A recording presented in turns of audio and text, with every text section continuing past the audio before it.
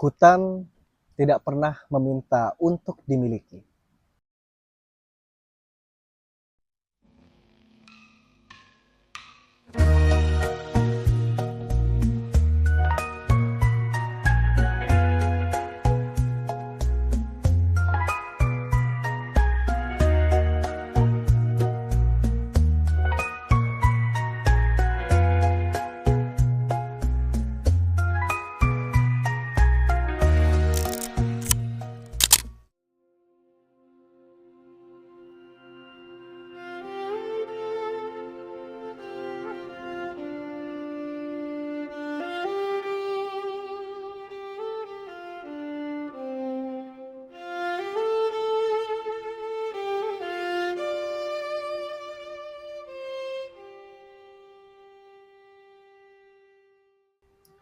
Hutan tidak pernah meminta untuk dimiliki.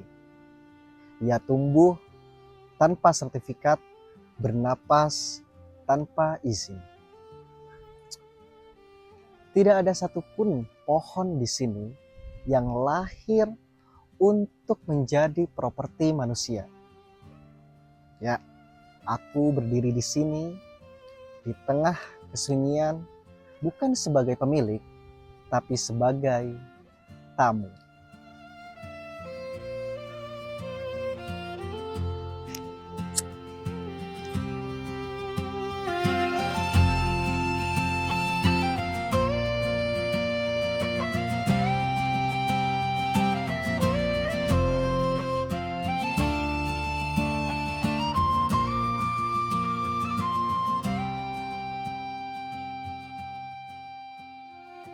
Suatu hari, manusia datang. Tentunya tidak selalu dengan niat jahatnya, tapi ia datang dengan membawa peta, membawa izin, membawa kuasa. Dan di dalam kepalanya sudah ada garis-garis yang ingin ia tarik. Garis yang membagi, garis yang memisahkan. Lalu muncul satu kata, milik.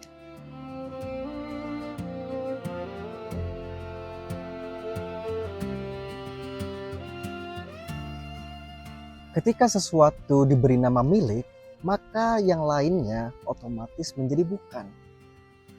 Hutan yang dulu bebas, kini punya batas. Tapi bukan dari alam itu sendiri, melainkan dari manusia.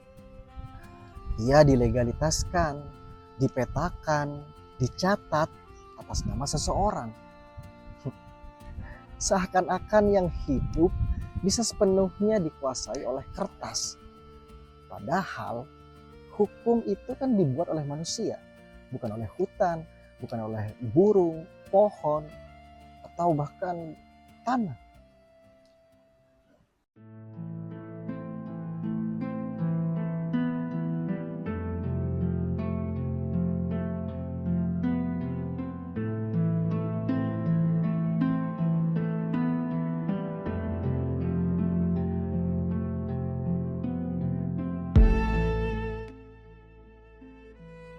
Kalau hutan ini dimiliki seseorang, apakah burung harus izin untuk berkicau atau sekedar bernyanyi?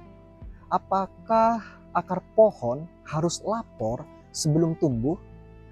Atau apakah hujan harus tahu tanah siapa yang akan ia sentuh? Atau kepemilikan ini hanya hidup di kepala manusia saja?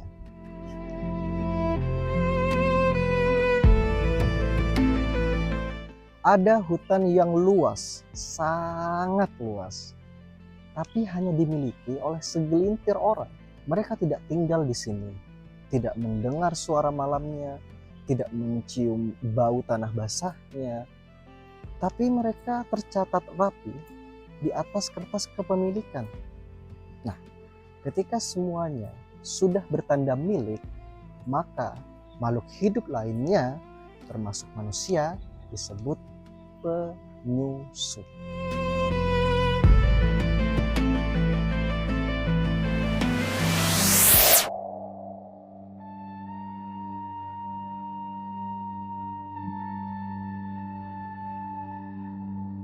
Hutan tidak pernah berteriak, tidak pernah demo, dan juga tidak pernah menuntut.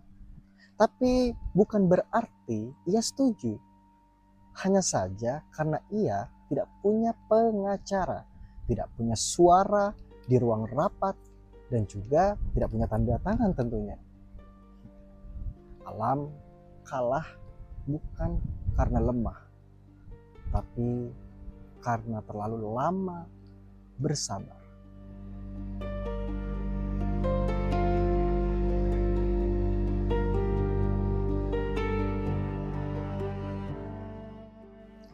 Aku tidak tahu siapa pemilik hutan ini, dan sejujurnya eh, aku tidak perlu tahu itu. Hmm, karena selama aku di sini, aku hanya ingin menjadi tamu yang tahu diri, menginjak tanpa merusak, mendengar tanpa menguasai.